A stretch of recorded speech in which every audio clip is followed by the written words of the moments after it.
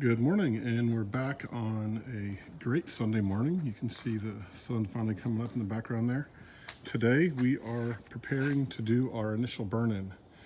I have some canola oil and a sprayer there, a pile of wood to do the first fire.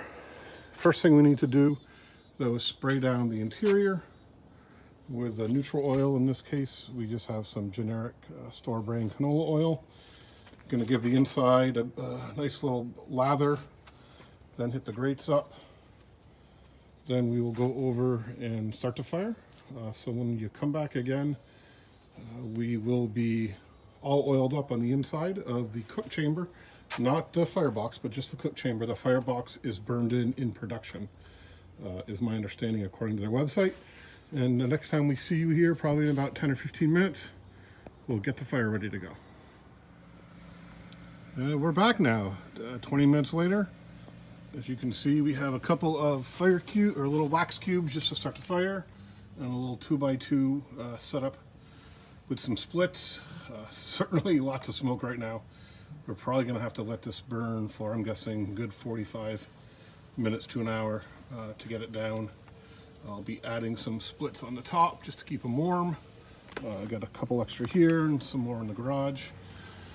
We have sprayed the inside as well as the grate, and so for now we're just going to close it up, let the smoke process. We have the chimneys wide open. I'll be doing dimensions a little bit later too. That was someone requested some dimensions, but going to leave the door open, let this sucker get going, and see you in a little while. We're about a half hour in. Just wanted to give you a quick look of how things were looking in the smoke chamber. If you can see that, hopefully. The logs starting to take, they're starting to ash over. And more importantly, get a good look up at the stack. Might be hard to tell in the video, but it's burning kind of that darker, non-clear smoke, which is exactly what it should be doing at this point.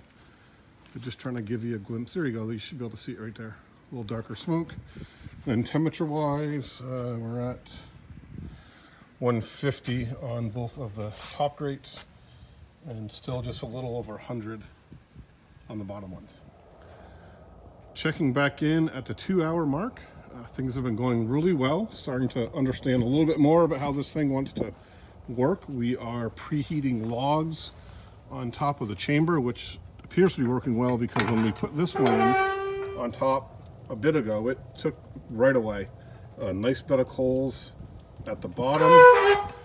The temperature on the bottom grate dropped to about 250. Quickly added the other log, and it shot right up to 300. I'm closed the damper to try to get it settled down. I'm trying to figure out how to dial in consistently 250 to 275. Still producing nice smoke. It's certainly a lot clearer and cleaner than it was early on. But the 2-hour mark, so far so good. We have about 4 hours left, and we have a little helper here. So we're hoping he can raise our Q rating. We're back. We are at the 6-hour mark, just about at completion of the burn-in. As you can see, just nice clean smoke coming up the stack. Take a look at the thermometers. We've been running about 250 at the top, a little lower down below. That's more just because every now and then I've been letting the logs go too long. Probably should be out here every 45 minutes, changing a split. I've been doing it closer to an hour, hour 10. But as you can see, nice coals, nice bed of coals in the cook chamber, or in the firebox. Here is the laser gun. It will register up to 1100 degrees. Anything above that, you just get the high reading. So as you can see, 300 up on the side, you get down into the coals, 900, 500, and over 1100 degrees. I've been able to maintain a real solid bed of just hot, scorching coals all day long. So very successful. Going to take a quick look on the inside.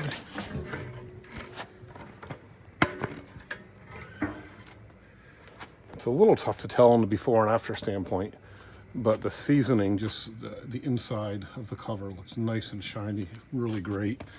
You can't see in the, well, you can kind of see there in the light on the left, back left, a majority of kind of that rust line is now just totally gone and covered away. There's a little bit remains, but all in all, very good burn-in, very good results.